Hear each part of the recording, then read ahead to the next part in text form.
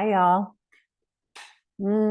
Today, what is today? Today's the 12th of September. A lot of collective energies afoot. I mean, it's been that way, right? For the last couple of years. The drama unfolding rather quickly, world events dramatically unfolding week after week after week. I started an 8-week series yesterday in my Breath of Love practice, highlighting you as the 8-week alchemist, meaning you as the one who transmutes, you as the one who alchemizes, who turns something of lesser value into greater value, you who has the dominion and the power and the sovereignty to do as much, mainly energetically. When we do it energetically, then matter is affected, our reality is affected. We can shift and alter our perceptions and our experiences from the inside out. Sounds odd, maybe unbelievable, because we are acted upon so often and to such a sharp degree sometimes, but in the truth of it and in the healing of it, that is it from the inside out, is the experience that we are having, whether we agree with it or not. And once we can take dominion over that, wow, it gets really radical. So I wanted to reiterate some of what I shared in the Breath of Love sacred session yesterday. For those of you who don't join in that practice, which is donation-based, and you're welcome to join any given Sunday at 8 a.m.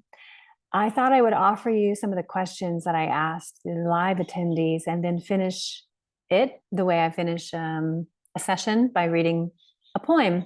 So this will also be poetry share number 4, I think.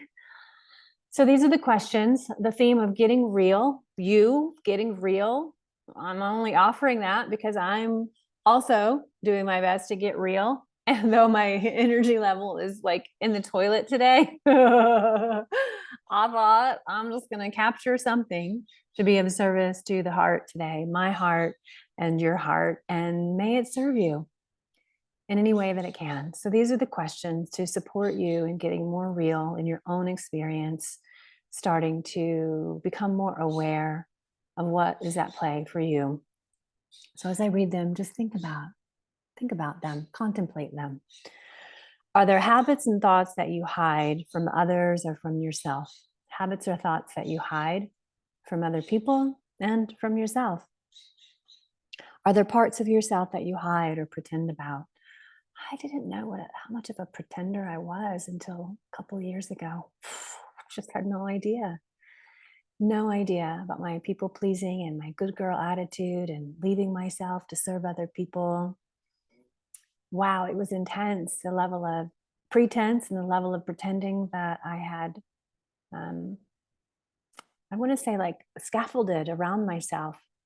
That's the idea. Like, there was scaffolding, there was structure, there was something between you and me.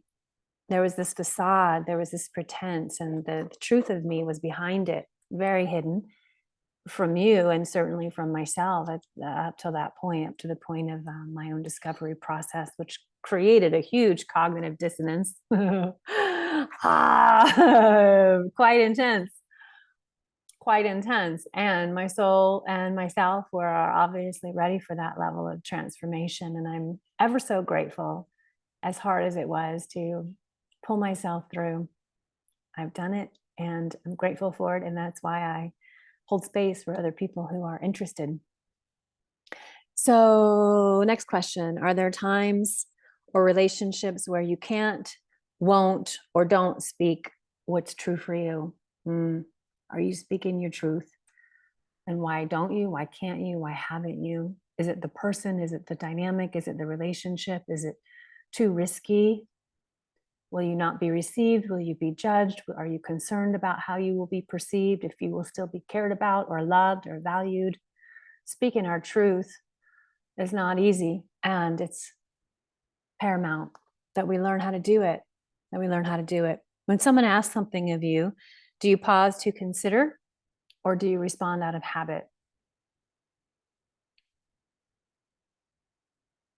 It's kind for everyone involved if you could pause and consider before you respond out of habit when somebody asks something of you. It really helps in not building resentment. That's a hack. Do you know how to identify your needs? Ask for support or make space to tend to your own needs.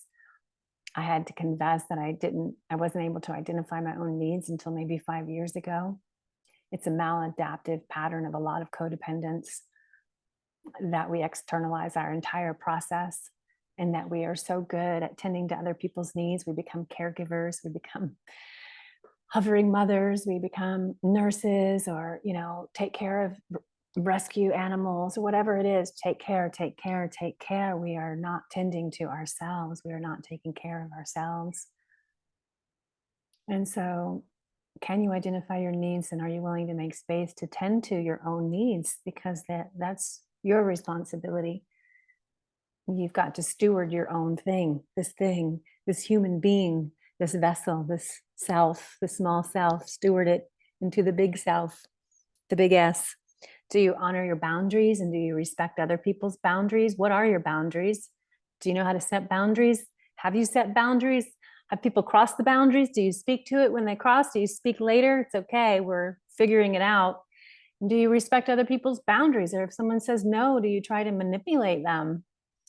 Do you try to get what you want from them, even though they've said no, thank you? So all of this is just for you to notice. These questions are for you to notice some habituated responses, maybe some limited ideas, maybe just to bring highlight and awareness to where you haven't been real enough with yourself, for yourself. And we don't need to judge it. We certainly don't need to judge it. Just bringing it into awareness, to the light of your own consciousness. And it is an invitation for radical self-acceptance, for everything you've been, everything you've done, all the choices that you've made up till now, till right now. So this is the poem that I read at the end of the session. And I think what I'll do is put a link to the Buy Me a Coffee session. So if you want to hear what a Breath of Love session sounds like and how your body responds to it, you can check it out and maybe join us at some point in time for a live class. Or if you like the library, you can stay in there. So let me get this. Poetry share. Real isn't how you are made. It's a thing that happens to you. Sometimes it hurts, but when you are real, you don't mind being hurt. It doesn't happen all at once. You become. It takes a long time. That's why it doesn't happen often to people who break easily or have sharp edges or who have to be carefully kept. Generally, by the time you are real, most of your hair has been loved off and your eyes drop out and you get loose in the joints and very shabby. But these things don't matter at all, because once you are real, you can't be ugly, except to people who don't understand. Once you are real, you can't become unreal again. It lasts for always. That's from The Velveteen Rabbit by Marjorie Williams. So that's the sharing for today. I hope it serves you. Thinking about you and your journey, sending you lots of love and care and compassion from Mount Shasta and from my heart to your heart. Take good care and see you again soon.